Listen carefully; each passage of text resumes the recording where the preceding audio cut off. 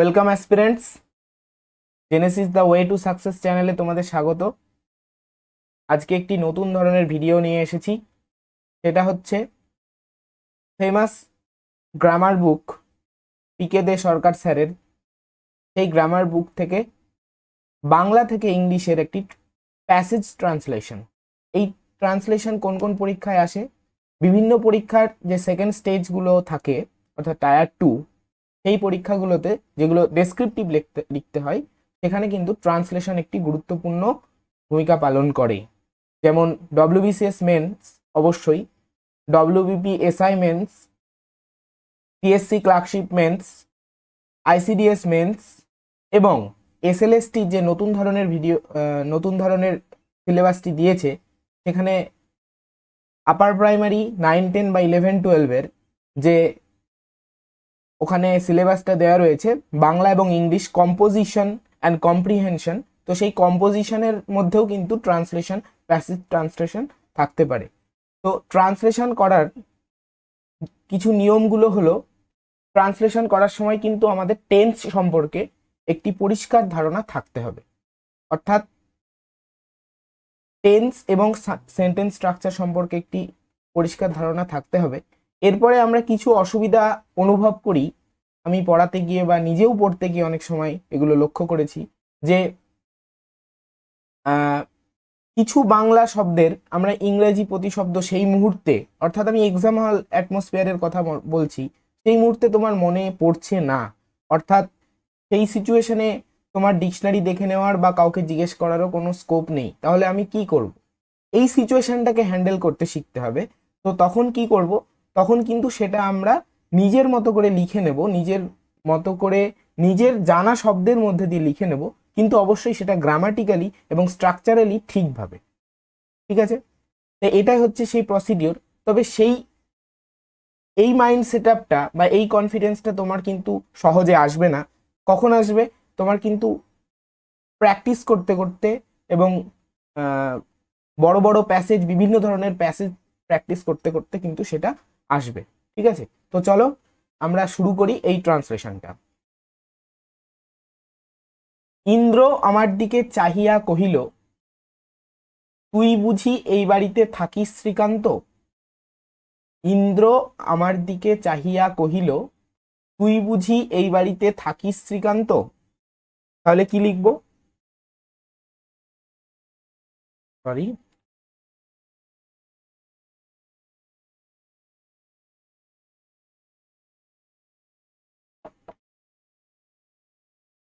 Looking towards me,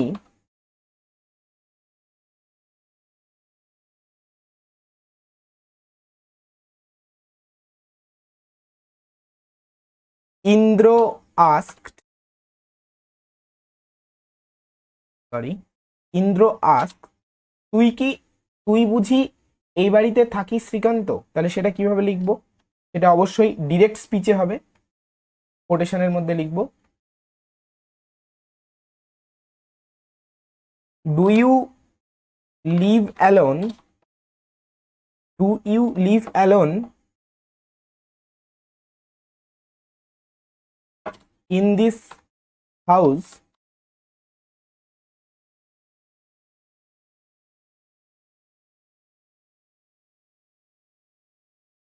Srikanta? Looking towards me, এখানে তুমি towards এর জায়গায় কি করতে পারো? অ্যাট মিও করতে পারো। লুকিং অ্যাট মি বা looking towards me, Indra asked, do you live alone in this house Srikanta? তুই বুঝি এই বাড়িতে একা থাকিস শ্রীকান্ত? ওকে, হ্যাঁ, আমি বললাম।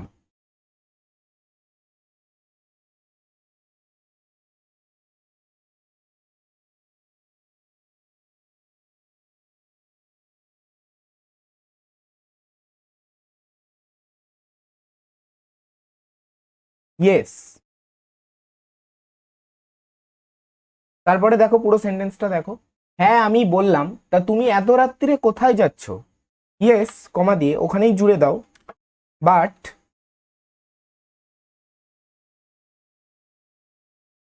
হোয়ার do you go so late at night? Yes, but where do you go so late at night? কিন্তু তুমি এত রাতে কোথায় এত রাত্রে কোথায় যাচ্ছ? তাহলে এবার জিজ্ঞাসা চিহ্ন দিয়ে কোটেশন দিয়ে আমি সেন্টেন্সটা শেষ করছি এবং তারপরে লিখছি said I.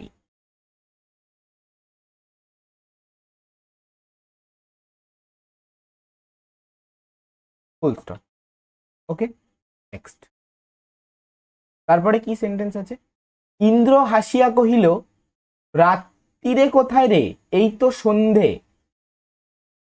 ইন্দ্র হাসিয়া কহিল রাত্রিরে কোথায় রে, এই তো সন্ধ্যা, তাই না?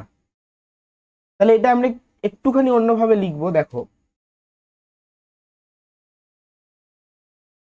মানে এবার কি, যখন ইন্দ্র বলছে দেখো রাত্রি কোথায়, তাহলে ও একটা অবাক হচ্ছে যে এই সন্ধ্যা, এই মানে অল্প সময় কি ও রাত্রি বলছে। তাহলে এখানে আমরা একটা বিস্ময় সূচক চিহ্নের প্রকাশ, মানে বিস্ময় সূচক চিহ্নের অ্যাপ্লাই করব, তাই তো? লেট নাইট মানে স্ট্রেঞ্জ, সে অবাক হয়েছে, এই এই ধারণাটাই।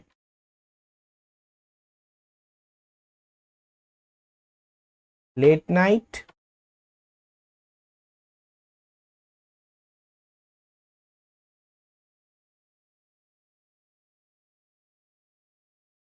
now it is evening only.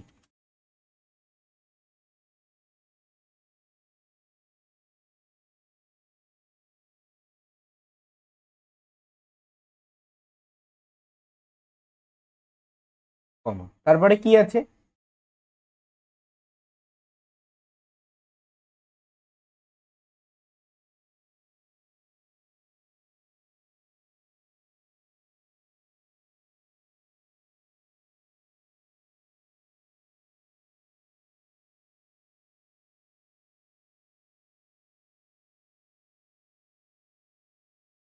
এখানে আমরা একটুখানি চেঞ্জ করব, কিভাবে?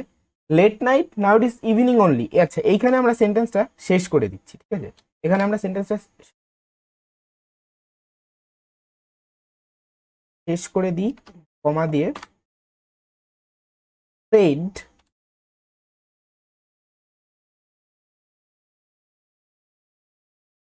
Indra with a smile, with a smile, এসে বলল, ঠিক আছে? কিন্তু আবার বলছে, তাহলে আমরা আবার লিখবো কি? বলছে যে আমি যাচ্ছি আমার নৌকায় মাছ ধরে আনতে, আমি যাচ্ছি আমার নৌকায় মাছ ধরে আনতে। তাহলে সেটা কি লিখবো? I am going two,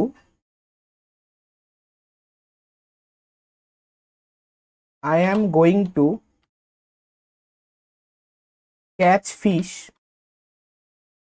I am going to catch fish by my boat. আমি আমার নৌকাতে করে মাছ ধরতে যাচ্ছি, ঠিক আছে? আমি এই ট্রান্সলেশনটা আগে খাতায় লিখে নিয়েছি, তারপরে সেটা তোমাদেরকে এখানে ভিডিওতে লিখছি, ঠিক আছে? সেটাই আমি দেখছি মাঝে মধ্যে। তো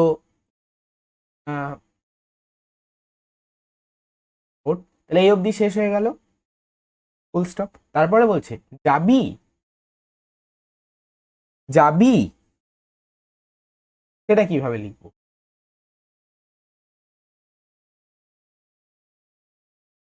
আচ্ছা, আমরা এখানে ডু ইউজ করব না, will. Will you like to গো?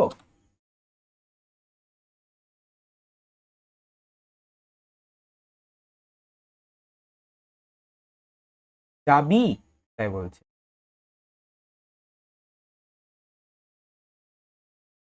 তারপরে কি আছে? আমি সভয়ে জিজ্ঞাসা করিলাম এত অন্ধকারে নৌকায় চড়বে? আমি সভয়ে জিজ্ঞাসা করিলাম,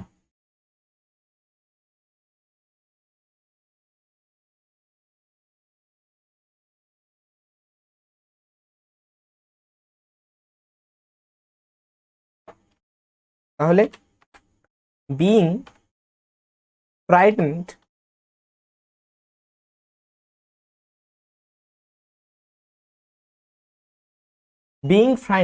মানে কি? সভয়ে, আমি ভয় পেয়ে, আমি ভয় পেয়ে জিজ্ঞাসা করলাম যে কি আছে, এত অন্ধকারে নৌকায় চড়বে,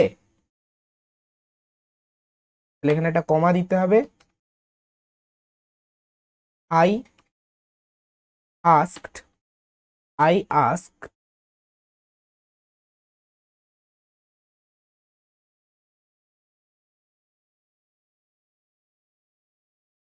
সরি, উইল ইউ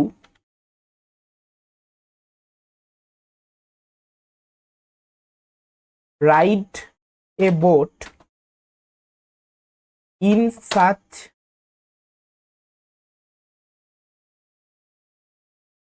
না ইন ব্যবহার করব না, আমরা এখানে ব্যবহার করব অ্যামেথিস্ট, অ্যামেথিস্ট সাচ ডার্কনেস।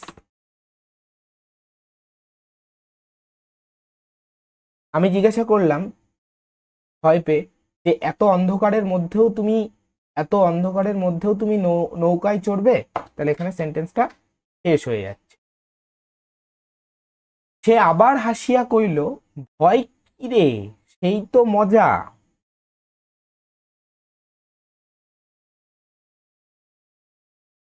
ভয় কি রে, তাহলে হিয়ারিং মাই, এটা একটু ঘুরিয়ে লিখছি দেখো, hearing my question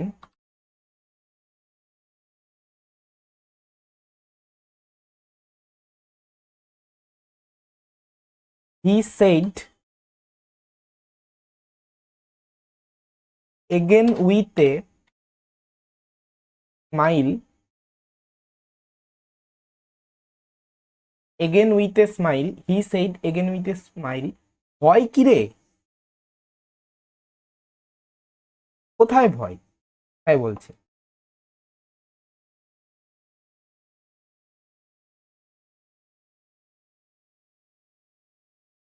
what about, what about such fear, এত ভয় কিসের, এত ভয় কিসের, তারপরে বলছে এই তো মজা, এই তো মজা, তাহলে কি লিখবো, that's the, that's the fun indeed, that's the fun indeed, full stop, এই অবধি হয়ে গেল। তারপরে কি আছে, তাছাড়া অন্ধকার না হলে কি মাছ পাওয়া যায়, এখানে সেন্টেন্সটা এইভাবে আছে, অর্থাৎ এখানে কিন্তু ছেদ নেই, এখানে জিজ্ঞাসা চিহ্ন হবে। তাছাড়া অন্ধকার না হলে কি মাছ পাওয়া যায়, তাহলে আমরা কোন প্রিপোজিশনের ইউজ করব, beside, besides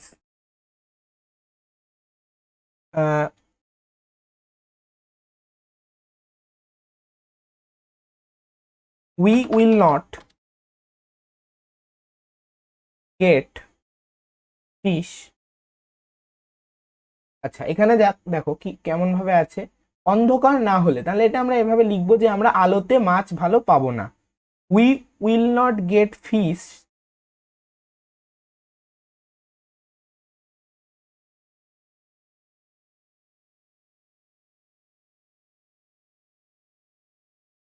at a large, মানে বেশি পরিমাণে, in daylight, in daylight, that's the fun indeed, beside we will not get fish at a large in daylight, মানে কি, তাছাড়া আমরা দিনের আলোতে কিন্তু বেশি পরিমাণে মাছ আমরা পাবো না, ঠিক আছে।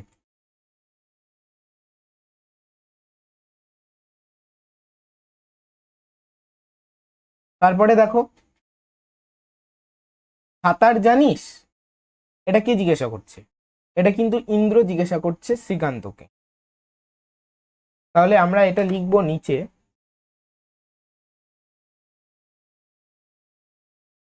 দেখো এগুলো কনভারসেশনের মতো করে হচ্ছে, তাই না,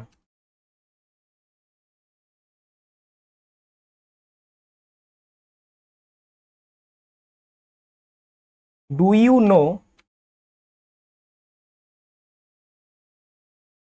do you know swimming,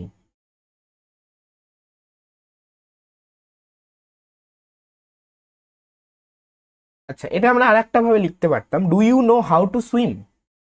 spelling mistake হয়েছে, ডু ইউ নো সুইমিং, বা এটা কিভাবে লেখা যেত, do you know how to swim, এটাও লেখা যেত। তারপরে দেখো ইন্দ্র কি শ্রীকান্ত কি বলছে, খুব জানি, খুব জানি, তাহলে এটাই কিন্তু পরের সেন্টেন্সে আমরা লিখবো, খুব জানি।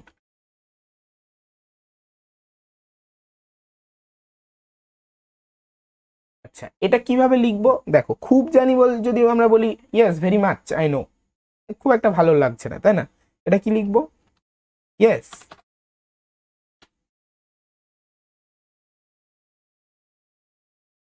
অফকোর্স, হ্যাঁ অবশ্যই জানি তাই বলছে, তাই তো। তারপরে দেখো কি আছে, আহ তবে আই ভাই বলিয়া সে আমার একটা হাত ধরিল, কহিল আমরা আমি একলা এত স্রোতে উজান বাইতে পারি না। তাহলে আমরা এই সেন্টেন্সটা করব, তবে আই ভাই বলিয়া সে আমার হাত ধরলো।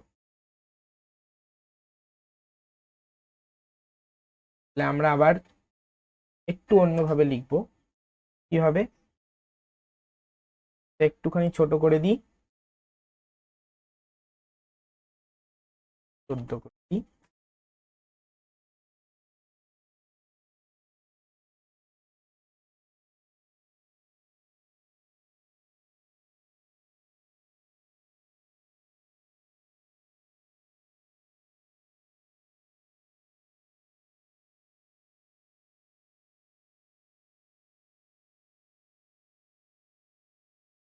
Then must come with me. Then must come with me, brother.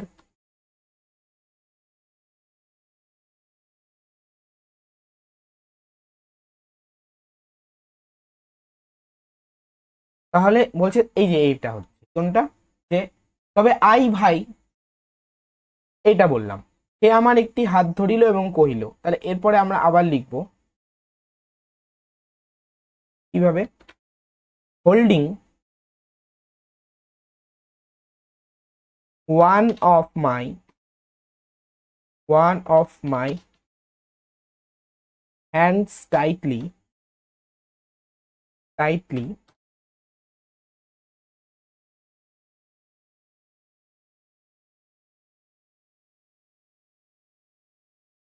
he said again,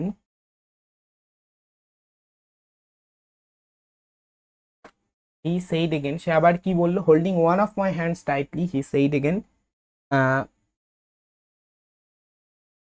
এই যে এটা লিখবো এবার, আমি একলা স্রোতে উজান বাইতে পারি না, একজন কাউকে খুঁজি যে ভয় পায় না। এটা কিভাবে লিখবো, কমা দিয়ে আবার কোটেশন দিতে হবে।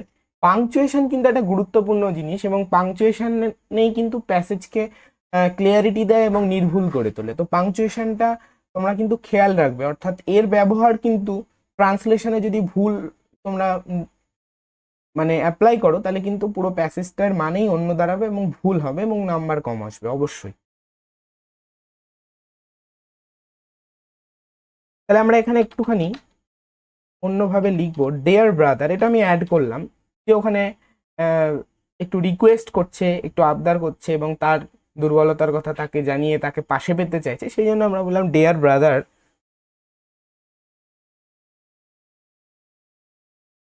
I am unable to I am unable to row against, এ দেখো একলা স্রোতে উজান বইতে পারি না, অর্থাৎ একলা স্রোতে মানে স্রোতের বিপরীতে একা, এটা বুঝতে হবে তোমাকে।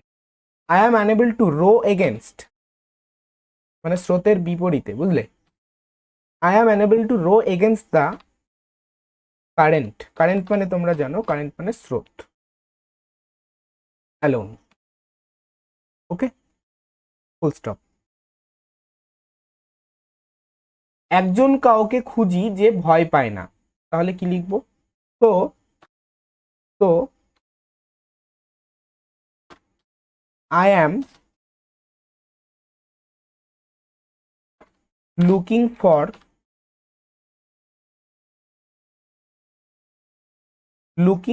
a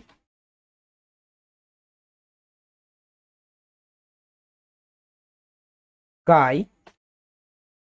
আচ্ছা, এখানে কেন গাই কথাটা লিখলাম, যে সেখানে ছেলে না মেয়ে সেখানে কিন্তু কিছু উল্লেখ করেনি, ঠিক আছে, সেই জন্য আমরা লুকিং ফর এ গাই সে কথা লিখলাম। আমরা ছেলেও বোঝায় মেয়েও বোঝায়, এখানে তো উল্লেখ করেনি, যদিও সেখানে ছেলে।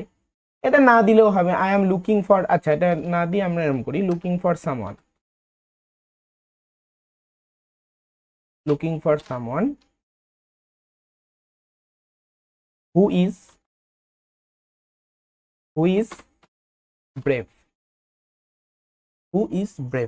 ঠিক আছে। তারপরে কি আছে সেন্টেন্স, আমি আর কথা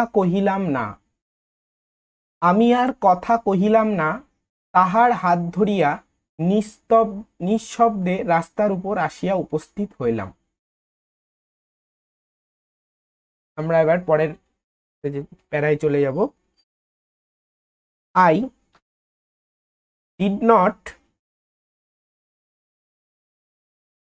did not talk anymore, full stop। তাহার হাত ধরিয়া নিঃশব্দে রাস্তার উপর আসিয়া উপস্থিত হইলাম। তাহলে কি লিখবো, holding his hand I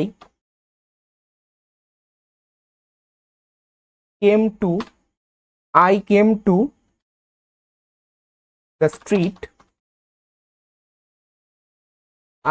to the street, I did not talk anymore, holding his hand, তার হাত ধরে আমি রাস্তায় চলে এলাম, কি আছে তারপরে, নিঃশব্দে, সাইলেন্টলি।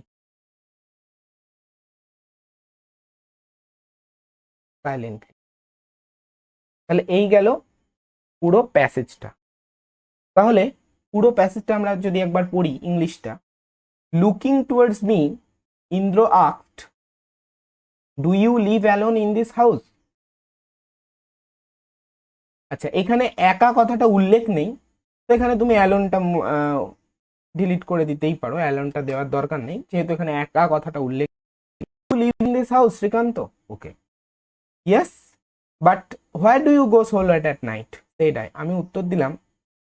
আচ্ছা, তাহলে এখন কোথায় এত রাত, হ্যাঁ আমি এখানে থাকি, এবং এত রাত্রে তুমি কোথায় যাচ্ছ, এটাই আছে।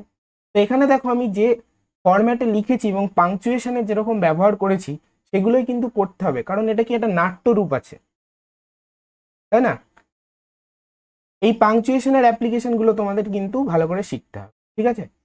তারপরে কি আছে, লেট নাইট, তারপরে দেখো বিস্ময় সূচক চিহ্ন, মানে সে কোথায় রাত্রি, now it is evening only, এখন তো সন্ধে মাত্র। Said Indra with a smile, Indra হেসে বলল, I am going to catch fish by my boat, আর নৌকোয় করে আমি মাছ ধরতে যাচ্ছি, will you like to go.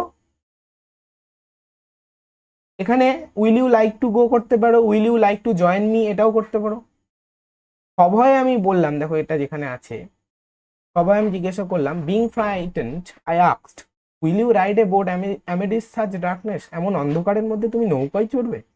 Hearing my question he said again with a smile, what about such fear, এত ভয় কিসের, কোথায় ভয়,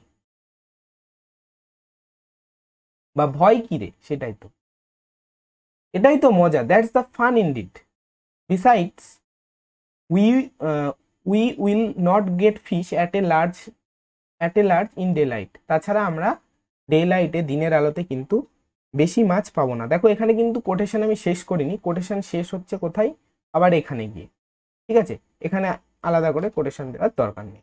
ডু ইউ নো সুইমিং, তুমি কি সাঁতার জানো, বা এখানে লেখা আছে কি সাঁতার জানিস, হ্যাঁ ইয়েস অফকোর্স, হ্যাঁ অবশ্যই জানি, খুব জানি, সেটাই বলছি। তারপরে বলছে, তবে আই ভাই বলিয়া সে আমার একটা হাত ধরলো, then must come with me brother, holding one of my hands tightly he said again, dear brother I am unable to row against the current alone, so I am looking for someone who is brave. তাহলে এখানে একটা